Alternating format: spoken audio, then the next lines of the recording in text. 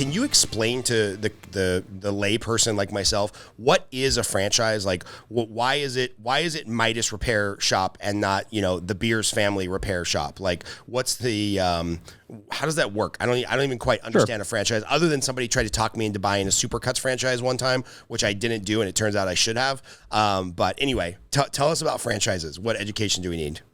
Yeah, sure. So, there's first of all, there's a couple different, I would say, kind of strict levels of expectation. At the end of the day, there's a proven business model out there that someone else has created, and we are then operating that model in that business. So, if you're, a lot of food, most fast food that people know, Taco Bell, Wendy's, Chick-fil-A, McDonald's, they're all franchises. So they create this concept like Chick-fil-A, and then they have people who then operate them, right?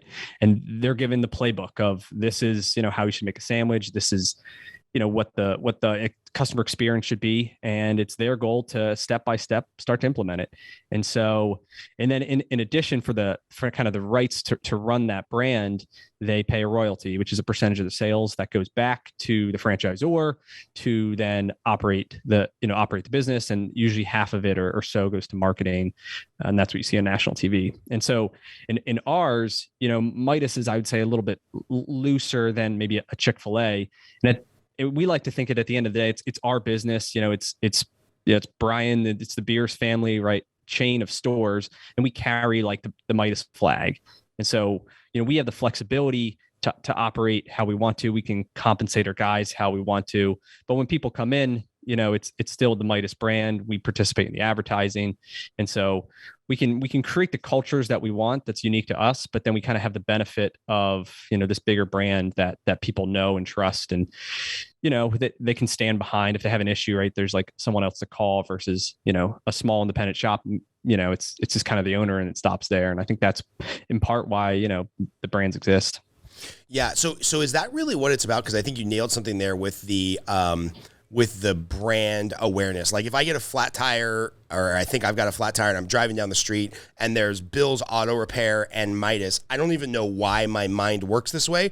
I'm probably going to make a right into the Midas shop versus a left into the, Bill's Nevada Repair or something like that, So is it the brand awareness? Because I guess what I'm thinking when it comes to like Chick-fil-A, I get it. Like, there's supply lines, and like, depending on what Chick-fil-A I go to, I want my chicken tenders to taste exactly the same. So I kind of get the concept in like the food business where I'm eating that thing consistently and I want it to all taste the same. I want McDonald's fries to taste the same, whether I'm in Moscow or Berlin or New York. But with tires, I guess I just don't really get it, because it's like, I have no clue as long as they're filled with air, like, I don't know shit about tire A versus tire B. So why does the franchise model matter in that industry that people are maybe interacting with less frequently? Like, I'll maybe end up in an auto repair store once a year or something, versus Chick-fil-A, if I'm being honest, I'm there once a week. Yeah.